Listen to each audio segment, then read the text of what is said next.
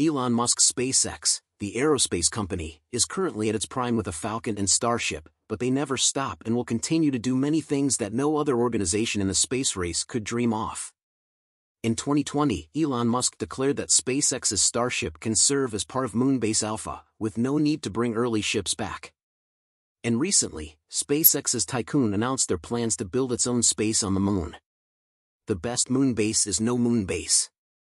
That's the kind of thing that Elon Musk would probably say if he was asked about how to build the first permanent settlement on the moon. This is a massive project that will require the engineering efficiency and design minimalism that SpaceX and Tesla have become famous for. A true first principles approach. This is how SpaceX plans to build the first moon base. Now the easy answer to the problem is that SpaceX doesn't need to build the moon base because they're already building a giant Starship that will land on the moon and support a crew of astronauts for days at a time. The vehicle itself is essentially designed from the ground up to be its own portable moon base, like a mobile home. So what we want to do here is create the equivalent of a trailer park on the moon, where we take these mobile rockets and convert them into permanent habitats.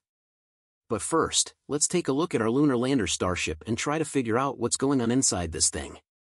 From the outside, we have a very different looking Starship compared with what we know today. The Lunar Starship is always shown with white paint instead of raw stainless steel. I assume this is more of a marketing choice than anything. We also have a very noticeable lack of wings and heat shield tiles, and that's because these lunar ships are not designed for a return to Earth. They are destined to remain on or around the moon forever, which is how we arrive at the conclusion that they might as well be turned into something useful instead of just becoming humongous space junk.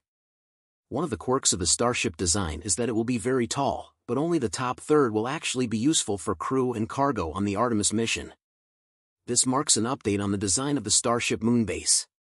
Exploring the intricacies of lunar development reveals an enduring challenge: the disparity in transport between Earth and the Moon. This discrepancy arises due to a greater mass shuttled from Earth to the Moon than what returns. It's projected that if SpaceX's Starship serves as the primary lunar logistics vehicle, as many as 9 out of 10 Starships could return to Earth empty. This not only signifies a substantial waste of fuel and resources, but also presents the issue of abandoning these rockets on the Moon, which would, in turn, be wasteful. However, within this challenge lies a groundbreaking proposition. Instead of allowing these Starships to return empty, why not transform them into permanent fixtures integral to the emerging lunar infrastructure? This novel idea calls for the creation of specialized variants of the Lunar Starship, each uniquely tailored to fulfill pivotal roles in establishing and sustaining lunar bases and habitats. The requisites for such a comprehensive lunar infrastructure mandate the development of 2 variants of these one-way lunar Starships. The first variant mirrors the HLS, or Human Landing System, designed to facilitate permanent lunar facilities. Its cargo section undergoes a transformative process during construction, allowing it to evolve into a horizontal lunar habitat, vehicle service center, agricultural space, or other essential functions. The rest of the body is all fuel tanks. These are going to be refilled in orbit around the Earth before the Starship sets off for its journey to the lunar surface. After accelerating into a translunar injection, then decelerating to capture into the Moon's orbit and slow down again to start falling towards the lunar surface, those fuel tanks should be more or less empty again.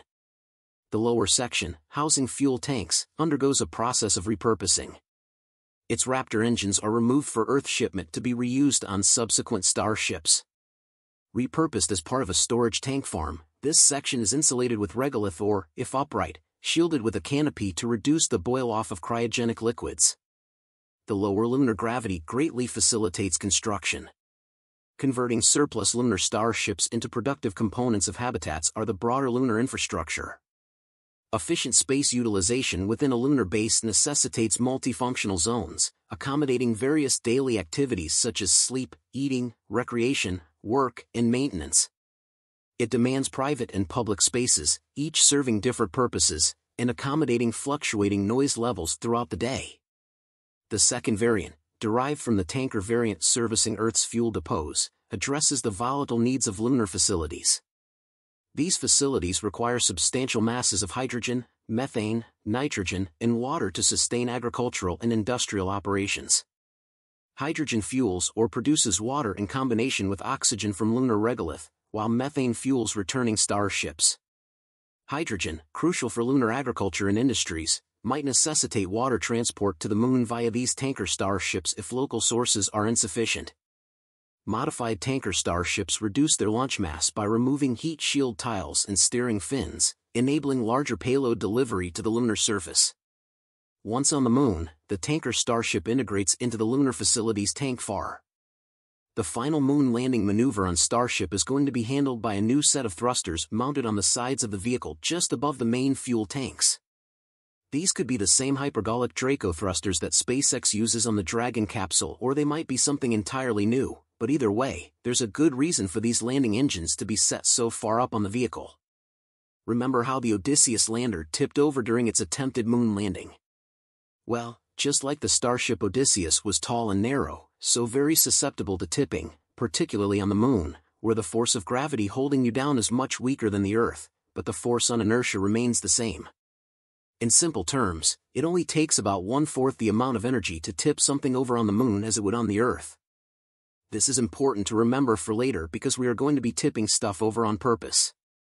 But in the case of a moon landing, when you absolutely do not want your spaceship to fall down, moving your control thrusters as close to the vehicle's center of gravity as possible will result in the best possible stability. Moving to the inside of the Starship, we are envisioning 3 main levels that contain approximately 1,000 cubic meters of internal volume. The bottom is going to have to be our cargo bay, located just above the landing thrusters. That's where the main door and the ground elevator are going to be located. Even on the moon, you can't just jump 50 feet to the ground, so the crew is going to use an elevator to travel to and from the surface of the moon. And they'll be bringing along plenty of equipment and experiments to use during their multi-day layover on the moon, so this will be stored in the lower level along with EVA suits and critical supplies like food, oxygen, and water. Above the cargo hold, we see rows of windows that would indicate the main crew compartment. This is going to be space for communication with Earth, command operations of the Starship, crew downtime, and daily exercise. Then above that, we could put the crew's sleeping quarters, the space toilet, and sanitation equipment. The very top of the ship up in the pointy bit is going to be an airlock and docking port for zero-gravity crew transfer from the Orion capsule or gateway station into the Starship. And then back again, so this section won't be used at all while on the moon. So in its landing configuration, that's about all there is to the Lunar Starship. More than enough for the intended purpose of supporting 2 astronauts for 5 days on the moon, but not exactly ideal as a long-term habitat for a new human lunar outpost until you start flipping everything on its side. So we are moving from a vertical layout to horizontal. This is going to help us make much better use of the space that's available inside the Starship, but it's also going to be a lot of work gutting the old interior and installing a new lengthwise floor plan. That's honestly the biggest sticking point of this whole idea. In theory, it sounds really cool, but in practice, we'd be doing the equivalent of remodeling a house, but on the moon, in a spacesuit, with a very limited amount of resources at our disposal and a high probability of death or disaster. I think it might be one of those things that we just have to assume that robots will be able to do it for us, and we put our faith in the Tesla bot.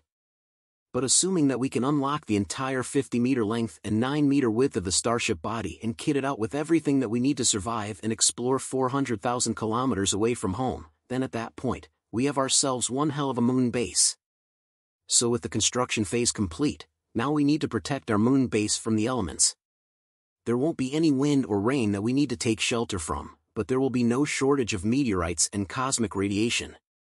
Around 100 ping-pong ball-sized meteors impact the moon every single day, and with no atmosphere to slow them down, those little chunks of space rock reach the surface moving at 72 kilometers per second. The amount of kinetic energy that they carry is equivalent to 3 kilograms of dynamite. With no magnetic field for protection, the surface of the moon is bombarded with cosmic radiation from solar wind. Radiation exposure like this probably wouldn't kill a person instantly, but it will lead to genetic mutation over time, and that means cancer. The best defense that we have against both of these threats is a thick layer of lunar soil, also known as regolith, that would cover the entire Starship, and we need a lot of it. A 5-meter thick covering of regolith is required for effective shielding from cosmic radiation and small meteorite impacts.